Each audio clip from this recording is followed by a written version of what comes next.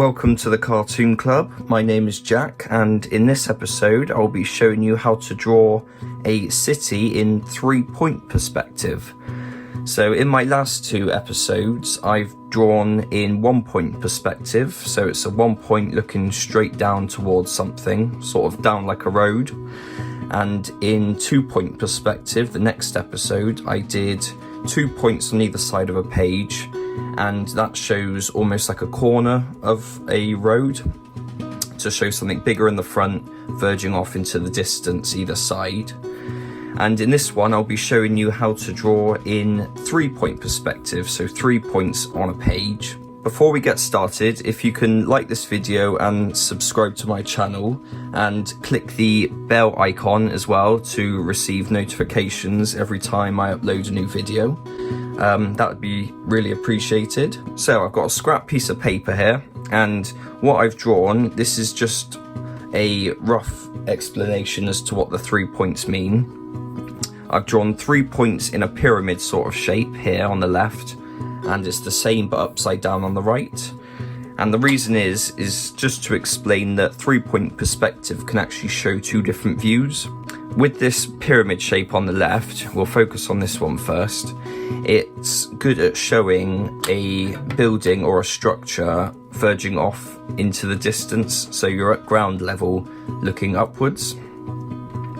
And so what we're going to draw is we're going to draw just a straight line just going up. This will only show one building, so it's only going to be a quick sketch. So this will be the sort of corner of the building, and then if we join the 2 points up at the bottom, we'll do just a straight line across, and this will sort of be the base of the building. And then what we'll do is we'll use that point that we've set earlier to create our guideline as to where we want the angle to go. So if I use that point as the sides of the buildings, it will be starting from that point that we created, the top point of our pyramid, and then creating an angle that I like. So an angle, something along the lines of this, and then we'll just sketch that in. And then it'll just be the same on the other side. So this is going to be the side of the building.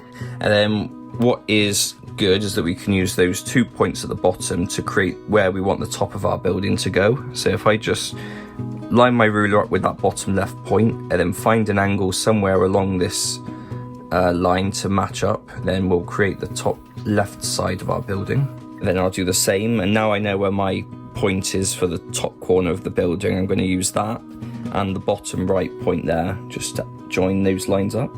So those lines are now making the building, and then all we do is basically erase all of the lines that we don't need anymore.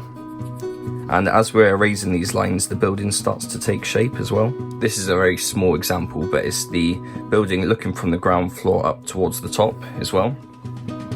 And if we want to add more details along the lines, we'll be adding little lines along these angled points here.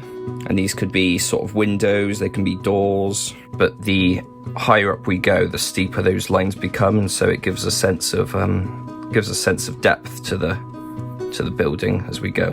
And then if I draw some lines coming off that top point there.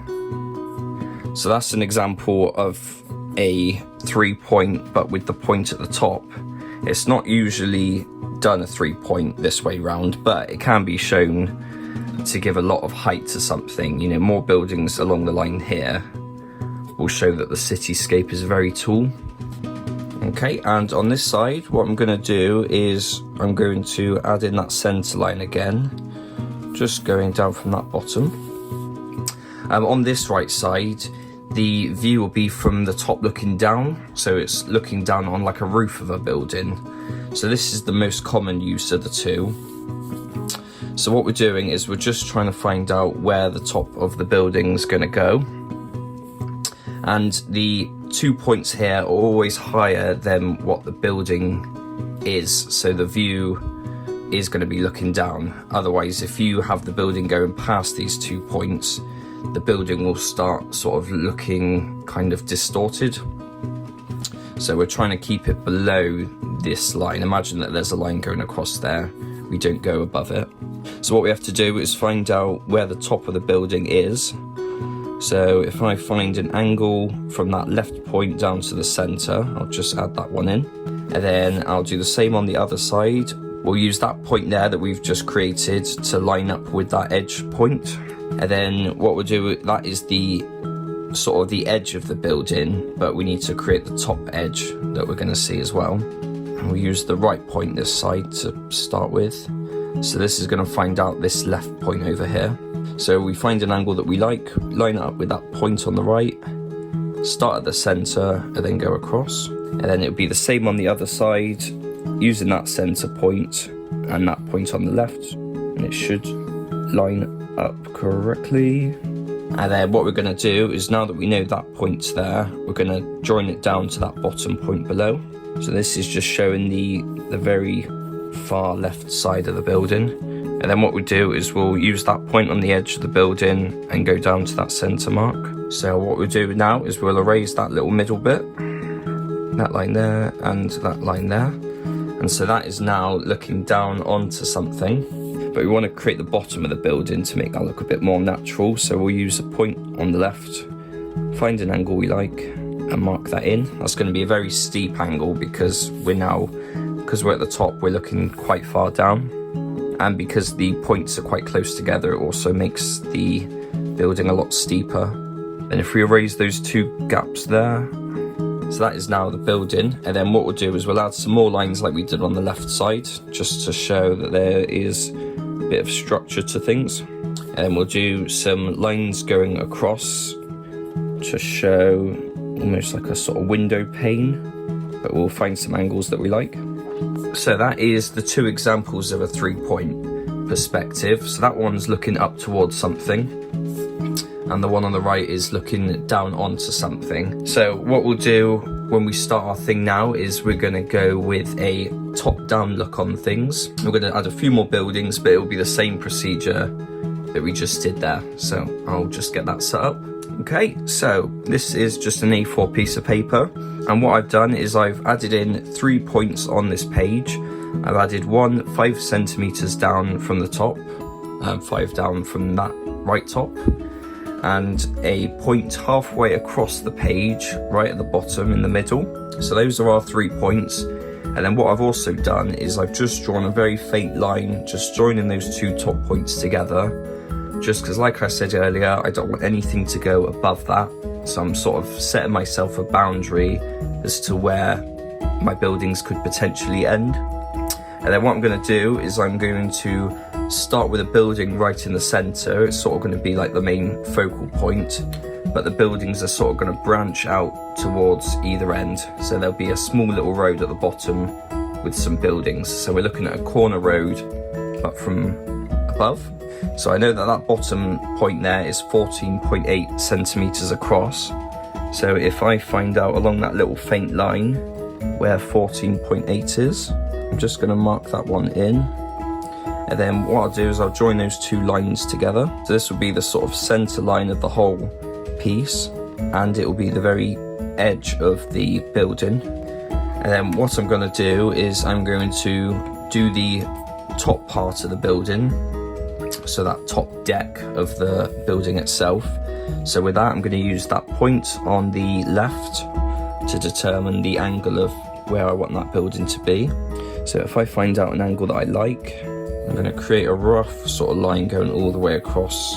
I'll do a full line just because I might need it later on, because if I want to do a building a similar sort of height, it's easier to use that guideline we set.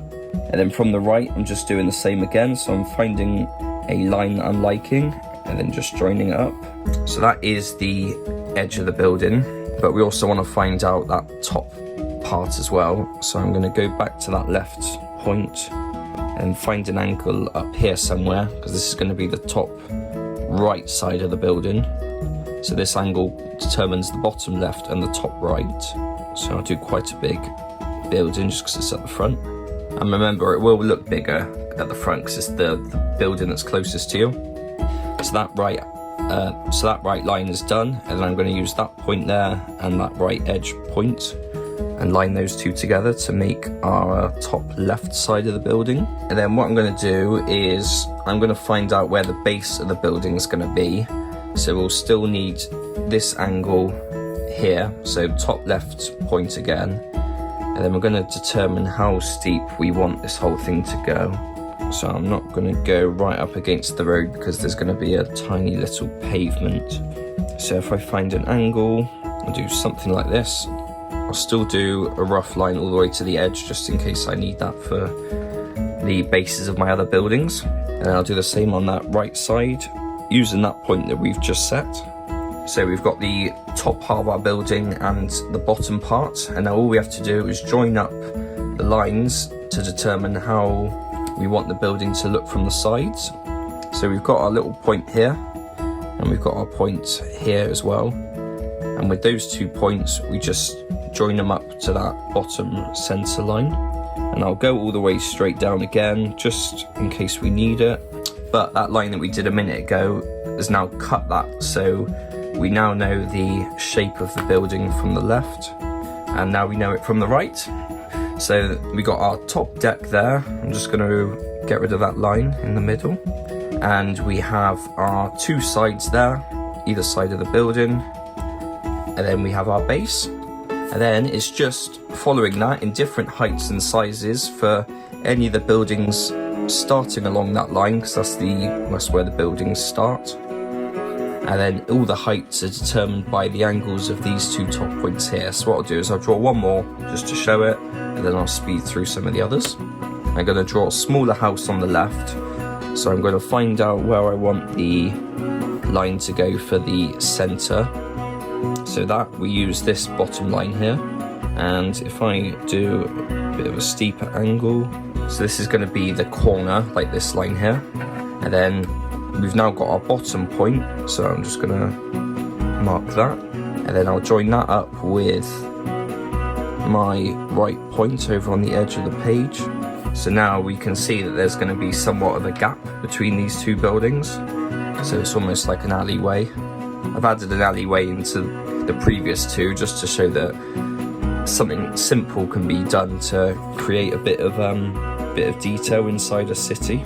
And what I'll do is I'll draw another line on the edge. This will be the far edge of the building, but it will be a lot smaller than this edge would be, because technically you're seeing less of the building itself. You're seeing more of a slice through of it. So I'm going to find that bottom point, then add in a line. So that's the edge of the building. And then with that, we need to find out the height again. So I'll use that left point on the page, but I'll bring it down lower than this one because I want it to be a lot smaller.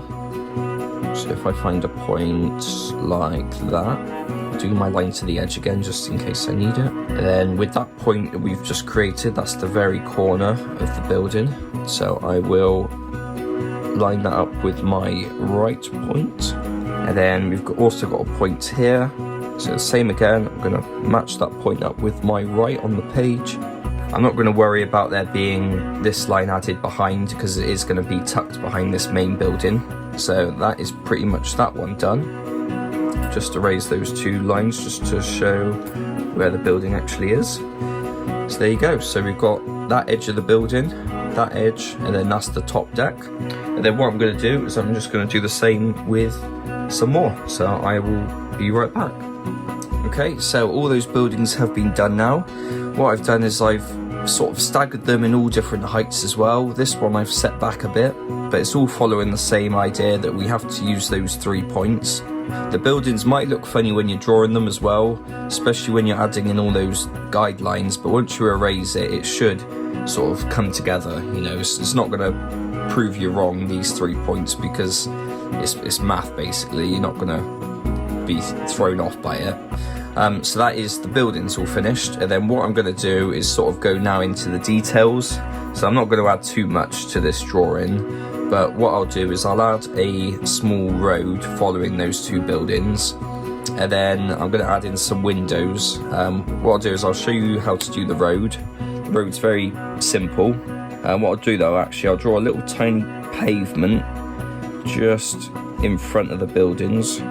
So it's just a line with a wider angle than that bottom row for where the buildings were. With that bottom point we've just set, I'll do the same and join it up with that right point on our page. So that's our little tiny pavement. While I'm here as well, I was talking earlier about that little alleyway that we set. So with that, I'm just going to erase this line, get rid of this little one, and all these smaller lines where the guidelines were set for our little buildings. So now we can see that this is all the pavement, including that alleyway that's going between these two buildings. So it's now just sort of separating that line of buildings off from something else. And then what we're going to do is we're going to draw that road, and it's simply just the same thing again with a wider angle. Depending on how tall your buildings are as well, key point to remember is the road will be smaller, because you're going to be closer to the top of a tall building. The road's going to be smaller looking down. I'm not going to make these buildings too tall, so I can add some colour into this road without it going off, and it keeps everything grounded as well when the buildings are a bit smaller. That's for you guys to determine. You know, you can do however tall a building you want, however small, however wide a building. So there you go, that is the road. So I'm going to stop at this point, I'm not going to go any further. But if you want to add more buildings, it's simply just following this line off. So if I want a building on this side of the road, I'm going to go very steep because it's almost out of view. This bit here really should be where you're standing. So it's like you're just looking at something else. All of this stuff here you can crowd with things, but I'm going to keep that blank. That road's going to be black, so that's going to verge off into the distance. And then with that building there, actually, if I erase that little line, because that bit's meant to be part of the pavement. And then what I'm going to do is I'm just going to add in some tiny details. So what I'll do is I'll add a few little windows. I'll show you how to do this first one here. I'll do a big window. I know this should be small, but it'll take too long to do. So what we do is we want to find out the left of where our window is. So if I find out an angle that I like, I'm going to do quite a big window. So that'll be the left. This is from the bottom point, sorry. So we're just using that bottom line. That's the right. And then, because it's on the right side of the building, we're only going to be using the right point of the page. So we find bottom angle that we like, an angle for the bottom of the window, and then I'll find a higher angle for the top of the window. And then what I'll do is I'll just erase that little line, that little line, that one and that one. So there you go, that is the window done, and then it is simply just following the same steps on the other ones. So I'm just going to finish the rest of those windows now, and I'll be right back. Okay, so I've added in the windows now, and what I've done is I've added them at different heights and sizes, just because I think that having different variations, especially on different buildings as well, creates a bit of a more interesting thing to look at as well, and it makes it more natural because every building's going to be different. I've added in some really quick little lines just to show sort of like antennas, little connection points. And the last two drawings I did add a splash of colour in it, and I'm going to add colour for the road being black, but I think what I'm going to do actually is have a little tiny pool on the top. So that'll be a bit of blue for today to add as my colour. So what I'm doing is I'm adding in a square that's just similar of how we did the top of the building before. So I'm just going to find out where I want my pool to go.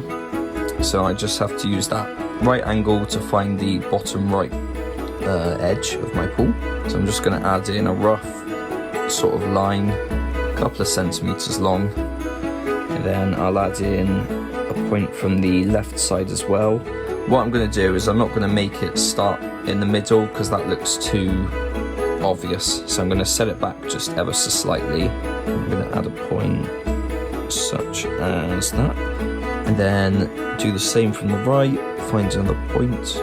I just feel like there's a lot that can be added. There can be water silos, there can be proper satellite dishes, there can even be people, cars, animals. So it's just dependent on what you really want to do, to be honest. You know, if you want to add stuff like that, go for it. But just for the sake of making this sort of simple. And then I want to find out the depth of the pool as well. So I need to figure out how far that point is that we made just there. How far away that is from the edge of the page. So that's 14.75. So I'm going to go down near the bottom of the square that we've just made. 14.75. Then mark that. And then what we're going to do is we're just going to add a line going straight down. So that's just going to make it a bit more vertical. But what I'm going to do is figure out some sort of height where I want the pool to end. I don't want it to go all the way down. If I have it quite shallow, actually a little bit deeper, just because we have to add a water line actually. Then use that right line to add the other point. So we're using that line that we've just created, that center point, we're using that as a marker. Then I'll raise that tiny little bit in the middle. So that is the pool's depth done, but I'm going to figure out where I want the actual water to end. I'm going to have it as a straight line just because I'm going to say that there's no wind, nothing moving it, no earthquakes, nothing like that. So it's nice still water. This bit here in the middle is going to be coloured in blue, and then that edge bit is just going to be shaded in. So yeah, so what I'm going to do now is I'm just going to ink over everything just to clean it up. Those lines I am just going to continue off to the edge, but I'm not going to worry about any of the stuff behind. I'm just going to leave it blank. So yeah, I will be right back. Okay, so everything's been inked and tidied up. The road's been coloured in black and all the shading has been added to the buildings. I made the light source come from the left hand side, so all the shading is going to be on either the right or above. So the darker shading is on the opposing side to where the light source is going to be. All the windows have been darkened as well to follow that same light source, and I've erased all the sort of sketch lines. And now the only thing left to do is just to add the colour for that little pool. So with the indent, I've still shaded it the same way, so it's darker on the left side. But with those three sections, we're just going to add the blue into those, and that's going to be where our water is being placed. So it's everything below this line is going to be shaded blue. And because of the shading we've added below it, it sort of adds a bit of depth as well. It sort of shows that there is somewhat of a shadow even underneath the water. Just going over it a couple of times just to fill in that colour. More passes with these kind of markers as well. The darker the pigment and the stronger it's going to be as well. So that is all done. If you like this video, please subscribe to my channel, like this video and click the bell icon just to get informed of any future videos that I'll be doing. I'm coming near the end of my perspective episode, so if you have any suggestions on further things you want me to do, any kind of tutorials or just any kind of drawings in general, just say. But yes, I hope you had a nice time. I'm just gonna pop my signature on that page. And yeah, if you like this one, please check my other two episodes on 1-point perspective and 2-point perspective. You'll see them in the description below, or you'll see them on my channel. Yeah, thank you for watching. Have a nice day.